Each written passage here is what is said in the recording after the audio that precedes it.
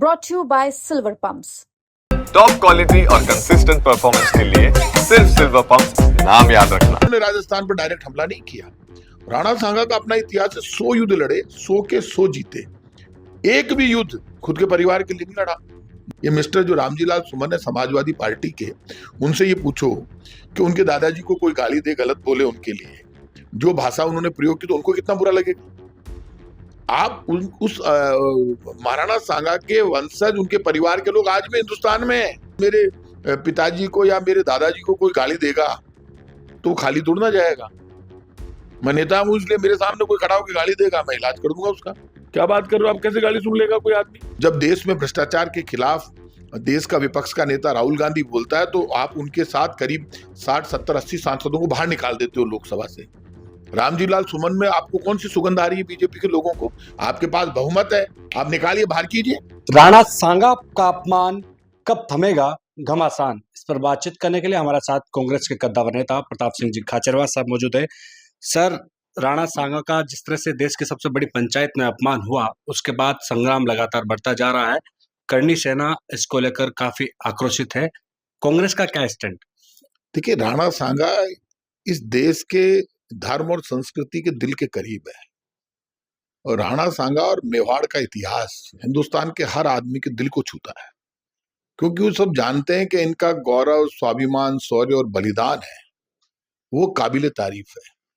आपको पता है, जब हिंदुस्तान में इब्राहिम लोदी का शासन था, तब महाराणा सांगा ने इब्राहिम लोदी को 2 बार हराया। इब्राहिम लोदी खुद इनसे लड़ने आया, 2 बार हारकर भागकर उसने अपनी जान बचाई और उसके बेटे को इन्होंने कैद कर लिया। लेकिन इन लोगों का ये भी इतिहास है कि माफ करना भी ये जानते थे। उसके बाद जब बाबर भारत में आया तो बाबर ने इब्राहिम लोदी को हरा दिया, और बाबर जब राजपूताना की धरती की तरफ आगे बढ़ रहा था तो ये खानवा में आमने सामने हो गए। लेकिन तब राणा सांगा पहुंचे, उससे पहले राजस्थान के मुसलमानों का, मेवाती मुसलमानों का सरदार था हसन का मेवाती। हिस्ट्री है ये, मैं हिस्ट्री का स्टूडेंट रहा हूं। तो हसन का मेवाती और बाबर आमने सामने हो गए। तो हसन का मेवाती ने महाराणा सांगा को संदेश दिया कि साहब आप आओगे उससे पहले मैं इसको हरा दूंगा। लेकिन तब तक क्या बरसात शुरू हो गई, बीच में खाई खोद रखी थी बाबर ने, तो ये भिड़े नहीं। उसके बाद जब महाराणा सांगा वहां पहुंच गए और उस युद्ध में बाबर को वापस पीछे हटना पड़ा। लेकिन उसके बाद आप देखो उस युद्ध का परिणाम ये निकला, राजस्थान का मुसलमान राणा सांगा के साथ लड़ रहा था बाबर से। हसन का मेवाती उनका सरदार था, और ये हिस्ट्री है कि उसके बाद कभी बाबर राजस्थान की तरफ मुंह नहीं कर पाया। कभी भी बाबर ने, अब उसके बाद किसी भी मुस्लिम बादशाह ने जो दिल्ली पर बैठा था, कभी उन्होंने राजस्थान पर डायरेक्ट हमला नहीं किया। राणा सांगा का अपना इतिहास है, 100 युद्ध लड़े, 100 के 100 जीते। एक भी युद्ध खुद के परिवार के लिए नहीं लड़ा, देश के लिए लड़ा, मान सम्मान के लिए लड़ा। आप बिना हिस्ट्री पढ़े हुए कोई भी एमपी राज्यसभा में खड़ा होकर बकवास करता है, फालतू की बात करता है और बीजेपी के पिच पर खेलता है। ये मिस्टर जो रामजी लाल सुमन है समाजवादी पार्टी के, उनसे ये पूछो कि उनके दादाजी को कोई गाली दे, गलत बोले उनके लिए, जो भाषा उन्होंने प्रयोग की, तो उनको कितना बुरा लगेगा। आप उस महाराणा सांगा के वंशज, उनके परिवार के लोग आज भी हिंदुस्तान में हैं। आप किसी को, आज मेरे पिताजी को या मेरे दादाजी को कोई गाली देगा तो खाली थोड़ा ना जाएगा। मैं नेता हूं, इसलिए मेरे सामने कोई खड़ा होकर गाली देगा, मैं इलाज कर दूंगा उसका। क्या बात कर रहे हो आप, कैसे गाली सुन लेगा कोई आदमी। मर्यादा, संविधान में दिया गया कानून किसी भी एमपी को, चाहे वो किसी भी पार्टी को, ये इजाजत नहीं देता कि आप किसी महापुरुष को, जो अब नहीं है, जो देश और धर्म के लिए लड़ा है, जो वास्तव में हीरो है, यदि आप किसी के दिल के हीरो को गाली दोगे तो ये सब होगा। लेकिन ये क्यों हो रहा है? इसलिए हो रहा है कि भारतीय जनता पार्टी को मजा आ रहा है। बीजेपी के पिच पर खेल रहे हो आप। भारतीय जनता पार्टी चाहती है देश का माहौल बिगड़े, देश में सब लोग बकवासबाजी करें। अब बीजेपी, एक बात बताइए मुझे, राज्यसभा में बहस कर रही है, लोकसभा में बीजेपी के लोग बोल रहे हैं। जब देश में भ्रष्टाचार के खिलाफ देश का विपक्ष का नेता राहुल गांधी बोलता है तो आप उनके साथ करीब 60, 70, 80 सांसदों को बाहर निकाल देते हो लोकसभा से। रामजी लाल सुमन में आपको कौन सी सुगंध आ रही है बीजेपी के लोगों को? आपके पास बहुमत है, आप निकालिए, बाहर कीजिए, मुकदमा दर्ज कीजिए, कार्रवाई कीजिए।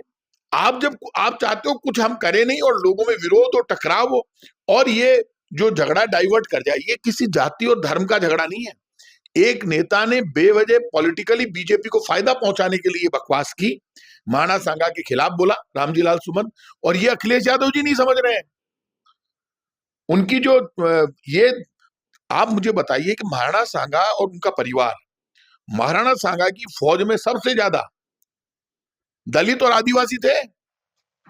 मेवाड़ के लोग जितने भी, हम ये जो जितने भी राजपूत वॉरियर्स, क्षत्रिय समाज के लोग लड़े हिंदुस्तान में लड़ाई, अंग्रेजों से या मुगलों से या किसी भी बाहर के लोग जब आए लड़ने के लिए, जब उनसे लड़े तो उनकी फौज में सबसे ज्यादा कौन थे? राजपूतों की फौज में आदिवासी, दलित और मुस्लिम्स भी लड़ते थे उनके साथ, हिंदुस्तान का मुसलमान।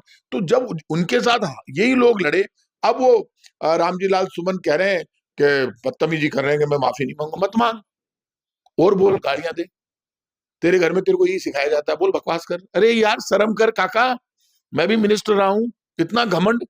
आप मुझे ये बताइए, ये भारतीय जनता पार्टी के केंद्रीय मंत्री अर्जुन राम मेघवाल जी, वो भक्त शिरोमणि मीराबाई सा के लिए इतना गलत बोले, जो खुद भगवान कृष्ण की मूर्ति में समा गई थी, बहुत गलत बोले।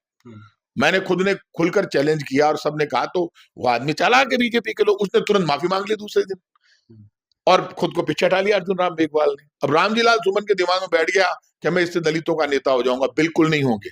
हिंदुस्तान का दलित, पीड़ित, शोषित, जाति और धर्म से ऊपर उठकर पहले तिरंगे को मानता है, और जो तिरंगे को मानने वाला है वो राणा सांगा को मानता है। और इसीलिए आप देख लो कि सबसे ऊपर ये जो बीजेपी नाटक कर रही है, मैं रामजी लाल जी सुमन से कहूंगा, ये बीजेपी का के आप नाटक में बीजेपी के हथियार बनकर काम मत करो। आप तो बीजेपी तो ये चाहती है महंगाई, गरीबी, बेरोजगारी से ध्यान हट जाए, भूखमरी से, भूख से बिलखते बच्चों की तरफ कोई नहीं देखे, सिर्फ हिंदू मुसलमान पर। और ये जो इस तरह से टकराव होता है, बाबर पर, महाराणा सांगा पर, अकबर पर, महाराणा प्रताप पर बहस होती रहे, लेकिन कोई भी बीजेपी के शासन पर बहस नहीं करे कि 11 साल में बीजेपी कुछ नहीं कर पाई। यही तो चाहती है बीजेपी। राणा सांगा को गद्दार बताकर रामजी सुमन किस तरह की राजनीति को ले जाते? आप मुझे एक बात बताइए, आप कौन होते हैं? वो शब्द बोलना भी पाप है। आपने किसके लिए कह दिया? ये हिस्ट्री पढ़ी नहीं? मैं हिस्ट्री का स्टूडेंट हूं। इस देश का कोई असली सुपरस्टार है तो महाराणा सांगा है, जो 80 गांव लड़ने के बाद भी लड़ता है, मर जाता है, लेकिन धर्म के मामले में समझौता नहीं करता। अब क्या बात करते हो?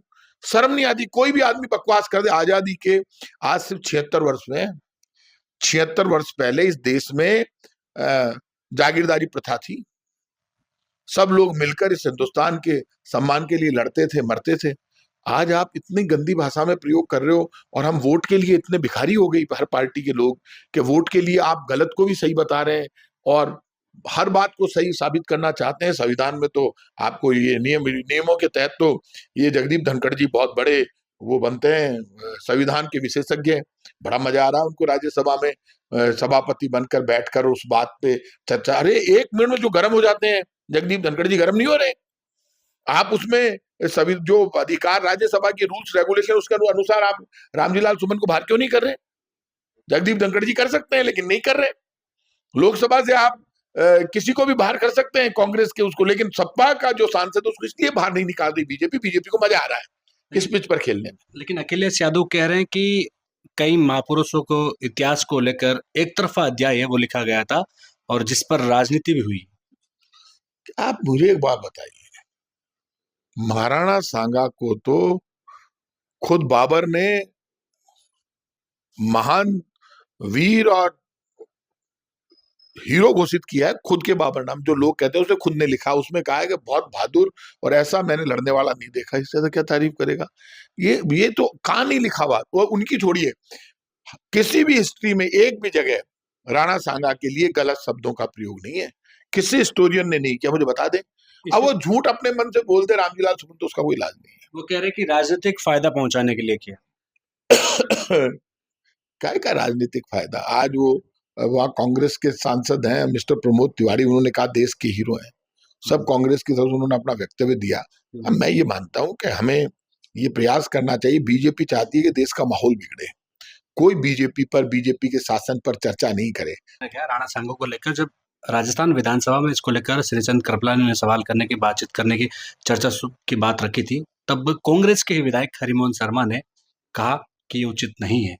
अब उन्होंने क्या कहा वो छोड़ो, बीजेपी काई करो राणा सांगा का मुद्दा पर आप बताओ थे। तो भारतीय जनता पार्टी ने हिंदुस्तान को राज दे दियो, प्रधानमंत्री इनका बना दिया, मुख्यमंत्री इनका राजस्थान में बना। इन्होंने क्या किया? इन्होंने रामजी लाल सुमन के खिलाफ आज तक कार्रवाई क्यों नहीं की? नाटक मत करो बीजेपी के लोगों, खुद कार्रवाई करके बताओ क्या किया आपने। अरे सरकार तुम्हारे पास है, राणा सांगा महाराणा प्रताप के नाम पर, हिंदुआ सूरज के नाम पर वोट मांगते हो, लेकिन जब उनका अपमान होता है तो तुम आगे आकर नहीं बोलते। और ये जो कह रहे हैं कि साहब हम ये कर देंगे, करो ना कार्रवाई, हमने मना किया है क्या आपको? कार्रवाई तो पूरी सरकार आपके हाथ में। जब आप राहुल गांधी के साथ कांग्रेस के इतने एमपी को बाहर निकाल देते हो, लोकसभा से निलंबित कर देते हो, तो रामजी लाल सुमन में ऐसी कौन सी सुगंध आ रही है आज तक निलंबित नहीं किया? कर दो ना आप। भ्रष्टाचार के मुद्दे के पर जब राहुल गांधी बोलते हैं कि बीजेपी ने भ्रष्टाचार किया, तो उनको बाहर का रास्ता दिखा देती है बीजेपी। इतना धार्मिक काम करती है क्योंकि वो देश की आवाज लड़ रहा था। अब की बार जब रामजी लाल सुमन देश के हीरो को गाली दे रहा है, गलत बोल रहा है, इतना गंदा बोलने का तो किसी को राइट ही नहीं है। तो आप चाहते हो, बीजेपी चाहती है देश में दंगा फसाद हो जाए, और बीजेपी इस काम में सफल हो रही है। करणी सेना कह रही कि रामजी लाल माफी मांग ले, भले मांग ले, माफ नहीं करेंगे, वो बातों के नहीं बल्कि लातों के भूत। एक बात आप सुन लेना कि इस देश में जितने भी लोकसभा और राज्यसभा विधानसभाएं हैं, अब भारतीय जनता पार्टी को कानून लाना चाहिए, मौका है। द ग्रेट महाराणा सांगा के मुद्दे पर एक कानून लेकर आए कि कोई भी सदन का नेता, एमपी, यदि हमारे हीरोज के ऊपर, जो देश और धर्म के लिए लड़े, जिन्होंने धर्म की रक्षा की, उनके लिए गलत बोलता है, तो उसकी सदस्यता अपने आप समाप्त हो जाएगी। अब कानून आ जाना चाहिए धर्म और जाति के नाम पर, और देश और धर्म में जो लोगों को हीरो माने जाते हैं, किसी के भी धर्म का, किसी भी कौम का, किसी भी धर्म का यदि अपमान करने वाली बात होती है, तो बीजेपी को एक्ट लाना चाहिए कि ऐसे लोगों की सदस्यता अपने आप समाप्त हो जाए। ये थे प्रताप सिंह जी खाचरियावास, जिन्होंने राणा सांगा को लेकर चल रहे विवाद को लेकर कहा कि महापुरुषों के नाम पर कानून बनना चाहिए। कैमरा सहयोगी मनोज के साथ विशाल शर्मा, जयपुर।